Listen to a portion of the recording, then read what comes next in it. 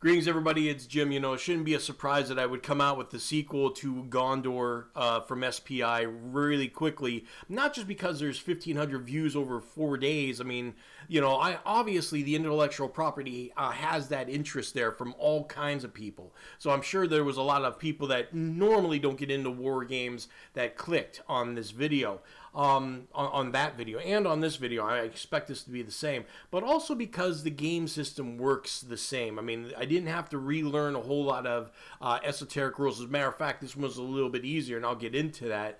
But today, I'm going to be going over with you about why you should be playing Sauron, The Battle for the Ring, based on J.R.R. Tolkien's Lord of the Rings from SPI. Alright, so here we have Sauron all set up, and as I suspected when I was playing Gondor, this is going to be more of an open area game. They don't go over the siege much. They did say they were thinking about doing that, but they chose this method instead. Maybe because it would just be another siege just like Gondor, and they wanted to switch it up. But there was a few items about that they didn't want to go over. Now, the thing is, as you could say, their strategy here is to have the forces outside of Mordor, and you're not trying to fight your way in. You are trying to fight your way in, but they don't cover you going in. And the thing is about this game, and I noticed it in the other game too, historical games have a problem sometimes of not saying that it's a simulation more than a game. Because a game, both sides should have a good chance of winning. But in a lot of historical games, they focus so much on trying to be historically accurate that there's no what if. Okay, and I heard that about Gondor and Sauron, and I have to agree with this, especially on Sauron, that the Westernese forces are definitely going to just kick Sauron's butt. And there's a little gaminess that gets into this as well, but let's get into some more. Okay, much like Gondor, this is a mix of victory points and demoralization. So victory points is obvious to any wargamer, but demoralization is every unit has a certain value based on its stats, and then when they get eliminated, that's a demoralization value for that side. And once you reach that, the idea is not to just have more victory points than the opposition, but also to demoralize the enemy without being demoralized, and that considers it a decisive victory. Now, as far as reinforcements in this game, it's pretty simple.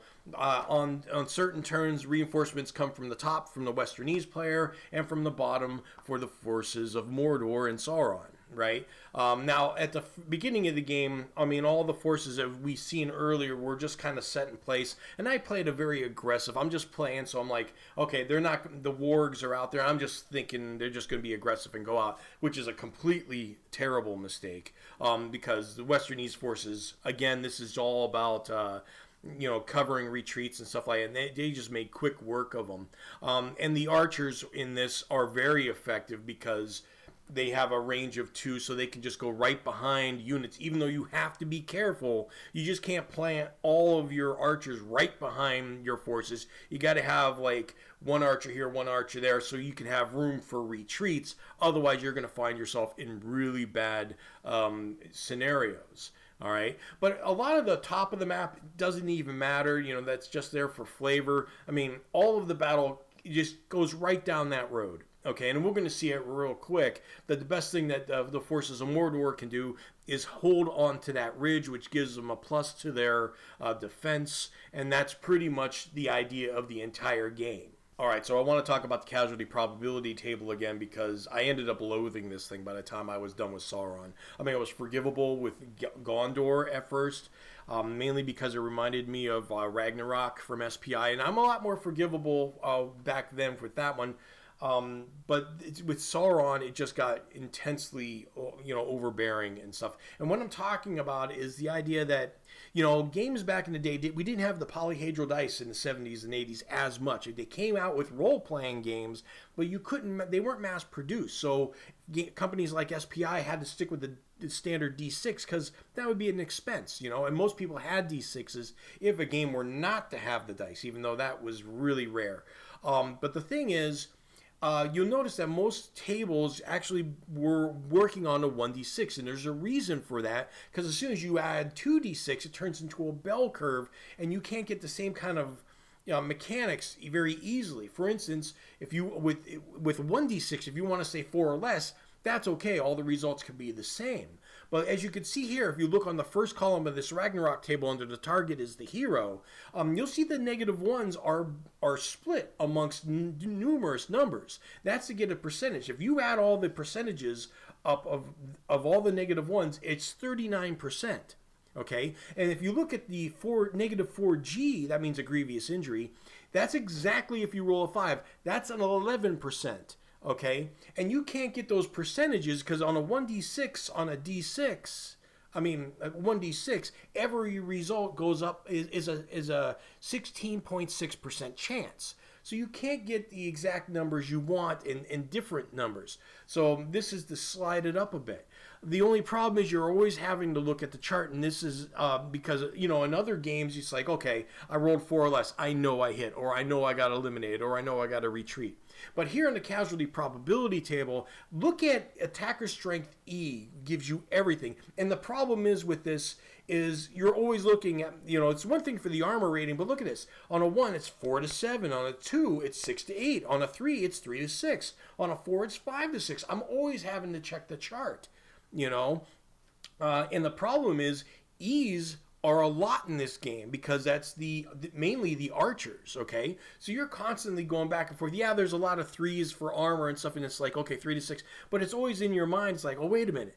Is it a 5 or it's a 6? Now, luckily, since they are all from around 3 to 7, I could just roll the dice first, and hopefully I'll just roll a 2 or a 12 and just like, okay, I missed. But it's just annoying, and when you're rolling that many dice for that long, and you're constantly going back and forth checking armor ratings and stuff like that, this mini game took a lot longer than it should have. So here's pretty much the gist of what the Westernese player is trying to do. It's trying to cram it down Mordor's throat, make it so they can't move, get surrounded. It's easily for them to do if the Sauron player isn't too careful because they have enough forces. And they just go over the slope, and the slope is everything. That's what this game's all about. And the thing is, when I played the game, obviously, like I said, I took a very aggressive approach with my forces and went right after them, figuring that's what wargs would do after all. But the real truth is they are meant to be there to just slow the Westernese forces down a few turns. Yes, they have enough. They can't hold them all. They are going to do an end run around them if they want, but they really got to hold that road because the road, allows them double movement. So an infantry can go 4 hexes a turn normally. So that's 8 hexes a turn, boom, boom, boom. They can just go right into, right up the slope, the straight, if they don't hold it. So they definitely just got to hold that road for a few turns because the Sauron player doesn't get reinforcements until every 4 turns. And night is until the end of the game where they have any kind of advantage. And that's where the Beast of Mordor comes out. And the Beast of Mordor is pretty powerful to a degree, but it only is for like at least 4 turns. And it may be a little bit too late. Now, the thing is about the game as far as, again, it comes down to the demoralization value. The Westernese player is going to have an easy time with this for the most part, but they got to watch out from being demoralized. And there's a little bit of a gamey thing here that I thought was actually, it makes sense for the story actually. But let's say that they are all the way down, and then just before night, they've actually already won the game. All right, they've got tons of victory points, and by the way, victory points is really simple. It's 2 points per unit. Doesn't matter the unit. 2 points per unit, and that's it. And as long as you have more victory points than the other, that's partially a road to victory. You still got to demoralize them. But the Westernese player shouldn't have too much of a problem with that. But then just before the night turn or at the end, you can just get in a defensive mode and say, okay, we're not going to attack anymore. Matter of fact, you might start to retreat. And at first I was like, well, that's kind of gamey. It's kind of like, it's kind of cheap. The idea is to get into Mordor, right? But I can honestly say that since it's the night and the forces become fanatical and you got the Beast of Mordor, retreating might not be the worst idea just for a few turns so you could say, okay, but at the same time, you could say the forces of Mordor were doing a last-ditch effort or they're going to retreat after this, and then they can go right in. So it wasn't as bad as I thought. Now, one thing I'm tempted to do, because I did have fun with the idea of the open battle. I didn't mind the sieges and stuff. That was just fine. But, because of my first game, again, was Ragnarok, I do like open-ended battles, and just sometimes I just want to roll dice and blow something up without too much complication. I can still have the leaders use in the rally, but it would just be a good system for a basic battle. So, I mean, if any of you are familiar with my game Triads, which I tried to make an SPI style game, and it's available on War Game Vault. Links down below. It's only $3, folks. You know, go ahead and check that out. But I could actually make up my own map bigger even, and just take all the pieces from Gondor and Sauron, put them together, and have a big old blast. And I'm almost tempted to do that with no special rules. Maybe making night turns and stuff like that. But that would just be really cool on my part. With the exception, I would definitely make my own casualty results table and just kind of update that for D10s. I think that would be the die to use. Maybe a D12. It doesn't matter. It would just be one die at the very least, so it's not a bell curve, so I don't have to do any of that crazy rigmarole. Anyway, guys, that's the video for Sauron, and I'll see you next video.